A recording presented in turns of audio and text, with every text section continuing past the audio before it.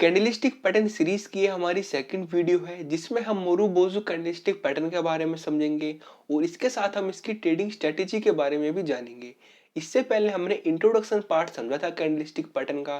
तो अगर आपने प्लेलिस्ट को बुकमार्क करके सेव नहीं किया है तो इसको सेव कर लें और इसके साथ चैनल को सब्सक्राइब करके नोटिफिकेशन आइकन को दबा दें ताकि आपको न्यू वीडियो की नोटिफिकेशन तुरंत मिल सके। तो चलिए शुरू करते हैं आज की वीडियो को और सीखते हैं मोरुबोजू पैटर्न के बारे में और इसके साथ इसकी ट्रेडिंग स्ट्रेटेजी के बारे में।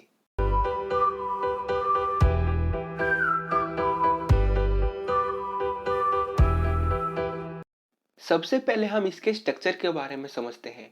ये एक बुलिश मरुबोजू है, एक ग्रीन कैंडलस्टिक पैटर्न है यानी खरीदारी का पैटर्न है। अब मरुबोजू पैटर्न की ना तो अपर शैडो होती है और ना ही लोअर शैडो होती है, यानी इसकी केवल एक लॉन्ग रियल बॉडी ही होती है।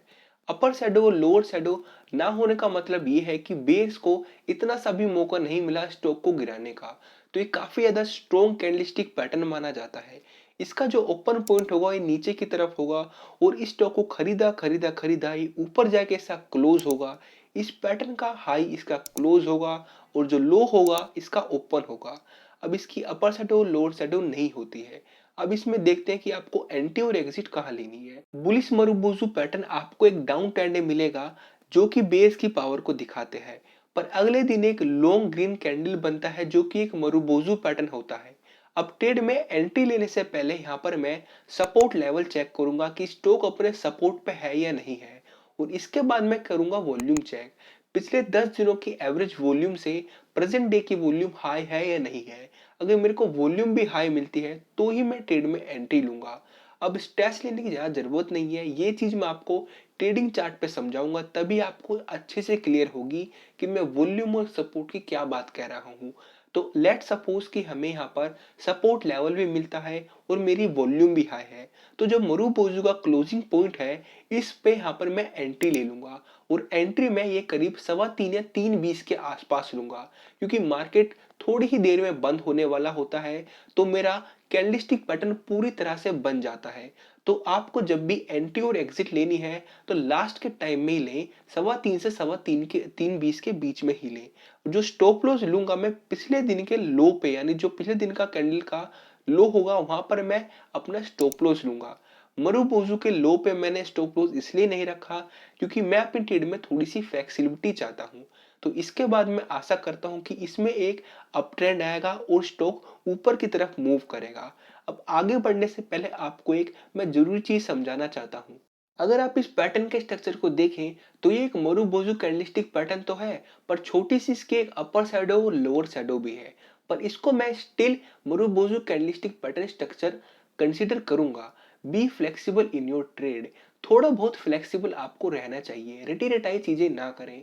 ये ना करें कि नहीं हमने तो पढ़ा है कि मरुबोजू में अपर साइड और लोअर साइड होनी ही नहीं चाहिए, थोड़ी बहुत से ज्यादा फर्क नहीं पड़ेगा। हमेशा स्टॉक को या ट्रेड को कैंडल को एनालाइज करना सीखें, तभी आपको ज्यादा फायदा मिलेगा। और याद रखें हर बार आपको जाने पहचाने बने बनाए कैंडलस्टिक पैटर्न नहीं मिलेंगे, तो उस वक्त आपकी एनालाइजिंग पावर काम आएगी और जैसे जैसे आप इस सीरीज में आगे बढ़ोगे तो आपको पैटर्न को एनालाइज करना भी आ जाएगा। आगे हम चलते हैं और समझते हैं बेरिस मरुबोजू के बारे में। बेरिस मरुबोजू की भी अपर शैडो और लोअर शैडो नहीं होती है, इसकी भी केवल एक स्ट्रॉन्ग रियल बॉडी ही होती है और ये बताता है कि बुल्स को इतना सा भी मौका नहीं मिला स्टॉक को ऊपर उठाने का।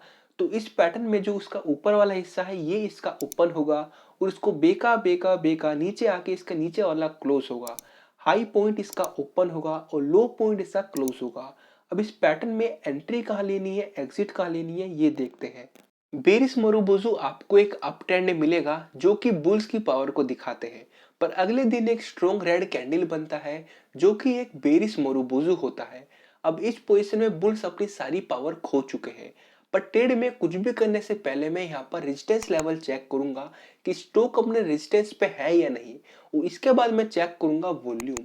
याद रखें कैंडलस्टिक पैटर्न, सपोर्ट और रेजिस्टेंस और वॉल्यूम ये तीन चीजें मेरी मस्ट होनी ही होनी चाहिए, वरना ना तो मैं ट्रेड में एंट्री लूंगा और ना ही एग्जिट लूंगा। लेट सपोज आपने इस ट्रेड में कहीं पीछे इस पॉइंट पे एंट्री ली होगी और आप अपनी पोजीशन पे होल्ड है, यानी आपने होल्ड कर रखी है। तो जैसे ही आप मरुबोजू पैटर्न देखते हैं और मान के चलते हैं कि स्टॉक अपने रेजिस्टेंस लेवल पे आ चुका है और वॉल्यूम भी यहाँ पर हाई है, तो जैसे आपको मरुबोजू पैटर्न दिखता है तो इस पॉइंट पे आप यहाँ पर एग्जिट ले सकते हो। आप यहाँ पर शॉर्ट टाइप ट्रेड भी कर सकते हो जिसमें आप पहले सेल करते हो और बाद में बाय करते हो। ये आप इंटरडे ट्रेडिंग में कर सकते हो या फिर आप ऑप्शन ट्रेडिंग में कॉल ऑप्शन को सेल कर सकते हो या फिर पुट ऑप्शन को बाय भी कर सकते हो। तो इसमें आप मरुबोजू पैटर्न में इस वाले पॉइंट पे, नीचे वाले पॉइंट पे मैं यहाँ पर एंट्री रखूंगा और इसके पिछले वाला जो मेरा पैटर्न है उसके हाई पे मैं अपना स्टॉप लॉस रखूंगा।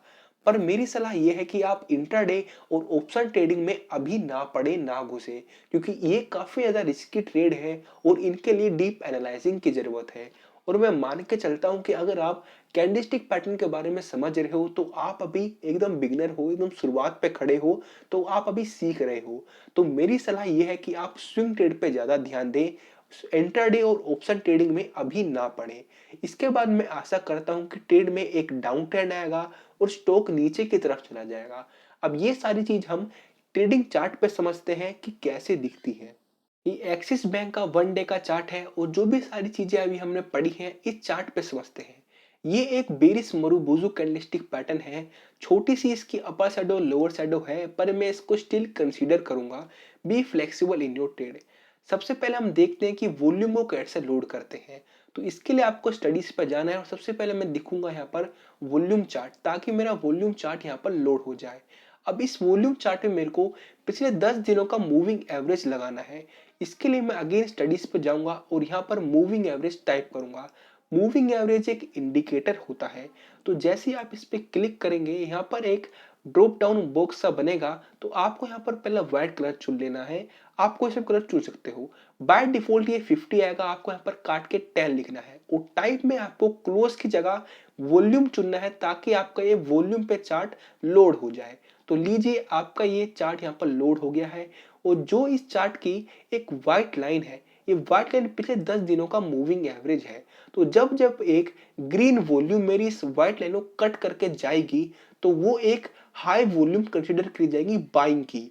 पर जब एक रेड वॉल्यूम आएगी व्हाइट लाइन क्रॉस करके, तो वो एक सेल की हाई वॉल्यूम कंसीडर करी जाएगी।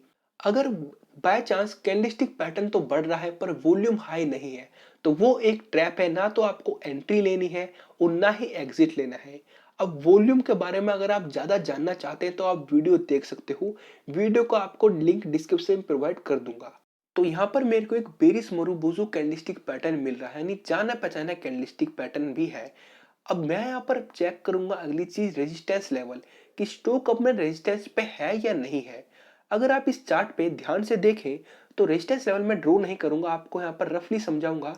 इस लाइन से करीब स्टॉक 2 से 3 बार यहाँ से वापस नीचे गया है, तो ये करीब इसका रेजिस्टेंस लेवल से हाई ही माना जाएगा, यानी स्टॉक अपने रेजिस्टेंस लेवल पे है। तो यहाँ पर रेजिस्टेंस लेवल भी है और मेरे को एक कैंडलस्टिक पैटर्न जाना पहचाना भी मिल रहा है और साथ ही साथ मेरे को एक वॉल्यूम भी हाई मिल रही है, यानी वॉल्यूम भी हाई है। तो ये एक मान्य ट्रेड होगी, तो यहाँ पर मैं एग्जिट ले लूंगा। सपोज कीजिए मैंने यहाँ पर पीछे कहीं एंट्री ले रखी है इस वाली पोजीशन पे, तो जैसी मेरे को ये तीनों चीजें मिलेंगी यहाँ पर, यानी कैंडलस्टिक पैटर्न मिलेगा, सपोर्ट और रेजिस्टेंस मिलेगा और मेरे को वॉल्यूम हाई मिलेगी, तो उस वाली पॉइंट पे मैं, यानी मरीबोजू के क्लोज पे मैं यहाँ पर एग्जिट ले लूंगा। अब हम इसमें कैंडल को एनालाइज करना सीखते हैं। अभी थोड़ी देर के लिए भूल जाइए कि आपने कोई कैंडलस्टिक पैटर्न पढ़ा है। अब बस चार्ट पे आप ध्यान से देखें और चीजों को समझते चलें। अब आप चार्ट पे देखें तो यहाँ पर एक अप ट्रेंड है। अप ट्रेंड मुझे बताता है कि यहाँ पर एक बुल्स की पावर, यानी बुल्स के हाथ में पावर है।